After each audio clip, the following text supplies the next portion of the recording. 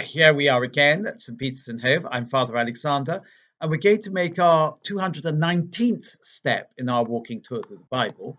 And we're going to be talking about the Book of Wisdom, chapter 6, more or less the whole of chapter 6. Now, you may remember what I said last time about the Book of Wisdom, namely that it was written by a Jew living in Alexandria in the time of King Ptolemy Auletes, probably roughly 60 AD, the last century before the birth of Christ. So the first readers of this book would have been old people by the time Jesus was born. Now, Alexandria was the center of the world, the most sophisticated city on earth, the place where Cleopatra entertained Antony. And Antony dallied because it was the most interesting place he'd ever been to. Rome was a provincial backwater compared to Alexandria. But of course, Ptolemy Auletes was the most dreadful king, though, please note, he was quite good at playing the flute. But that didn't help. He was the man who lost Egyptian independence. Egypt had been a superpower for a very long time. Ptolemy was the one who ruined it. Now, in the first 5 chapters, the author's been talking about how is it that the wicked have all the best tunes? What about the good? Well, they're going to get their reward in the next life. So he certainly believes in the next life, as do we. But now he says once more to the kings, listen then, kings, and understand. Rulers of remotest lands, take warning. Hear this, you who govern great populations, taking pride in your hosts of subject nations. For sovereignty is given to you by the Lord, and power by the Most High, who will himself probe your acts and scrutinize your intentions. So he's saying, yes, it's you I'm talking to, Ptolemy the flute player. You only became king because the providence of God gave you that kingship. And even though you have this vast empire, because in those days the Ptolemies possessed Cyprus and other places, don't forget that God is the one who judges you. Now, this is a very old-fashioned idea. At least it seems to us nowadays to be an old-fashioned idea.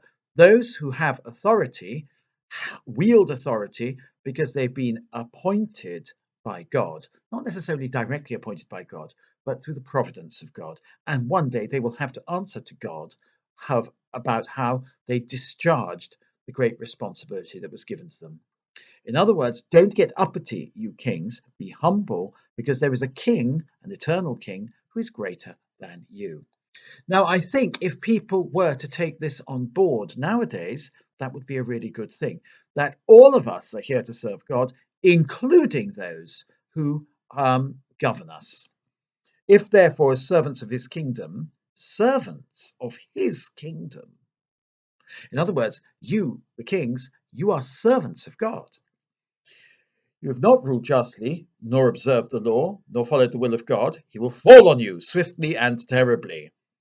Well, quite right. In other words, if you, the ruler, do not serve God correctly and do not follow the natural law, he's not really talking about the Jewish law here because he's addressing the kings of the earth, only one of whom presumably is Jewish. That's the Maccabean king in Palestine. He says, if you don't do what God wants, that which is apparent through the natural law, the law of reason, then God will punish you severely.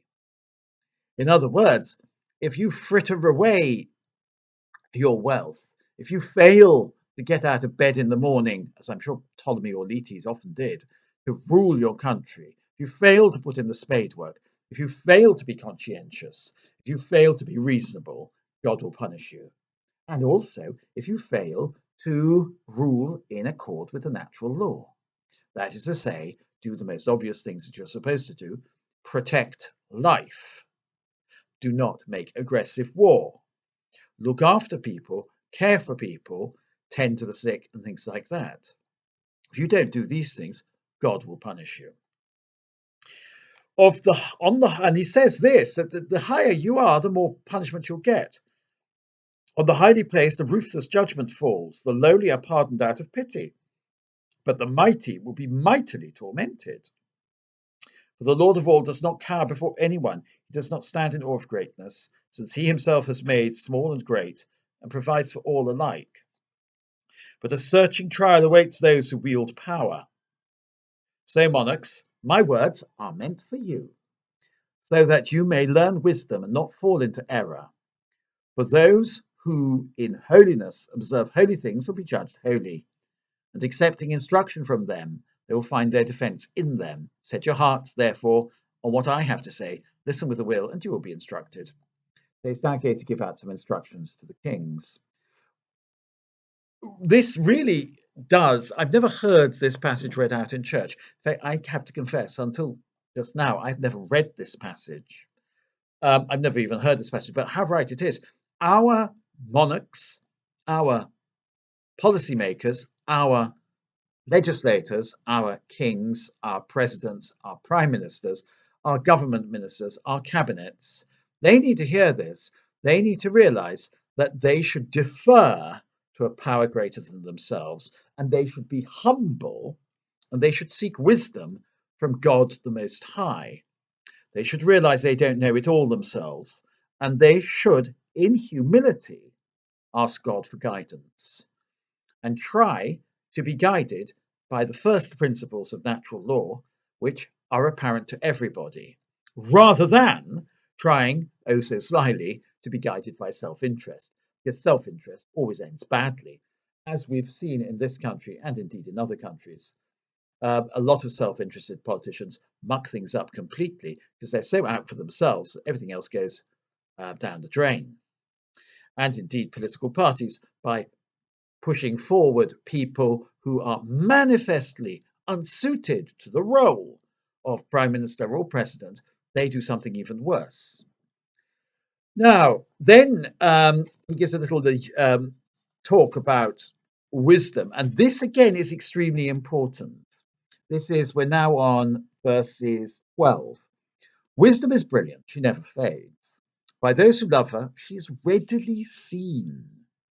By those who seek her, she is readily found. She anticipates those who desire her by making herself known first. Whoever gets up early to seek her will have no trouble, but will find her sitting at the door. Meditating on her is understanding in its perfect form, and anyone keeping awake for her will soon be free from care. And so it goes on. For wisdom begins with the sincere desire for instruction. Now, what's this mean?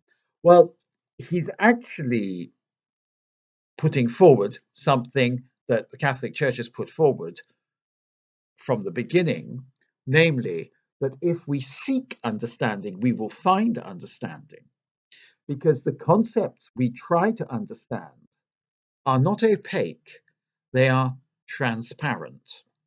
In other words, ideas and things are not mysterious, they are readily understandable by the human intellect, because God created these things, and God created the human intellect, and God created the one, the human intellect, for the other, the world and all that it contains.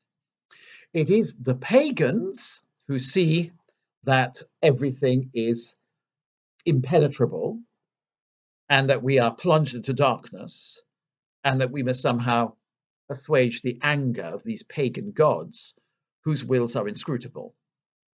It is the atheists, even today, who make the extraordinary claim that the world is a tale of sound and fury told by an idiot, signifying nothing. Whereas it's us Christians who believe the world is beautiful, rational, ordered, understandable, lovable, and delightful. Yes, things do go wrong in the world. I do know that. There are such things as tsunamis and so on. But on the whole, the world is that which can be grasped by the human mind. So if we turn to look at the world with an open mind, we will understand it. And therefore, the rulers of the earth need to do just that. They need to engage with reality as it is and seek the wisdom of God so that they may grasp reality.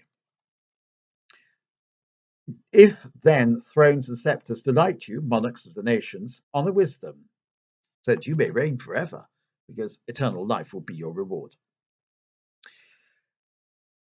Nothing is too hard for the human intellect to conquer, is the message that he's putting here. So, for example, we cannot take refuge in the idea that we're buffeted by market forces and there's nothing we can do about it. We mustn't take refuge in the idea that, well, our health service is collapsing, our police service is collapsing, and there's nothing we can do about it. We mustn't take refuge in the idea that we mustn't take refuge in the idea of declinism.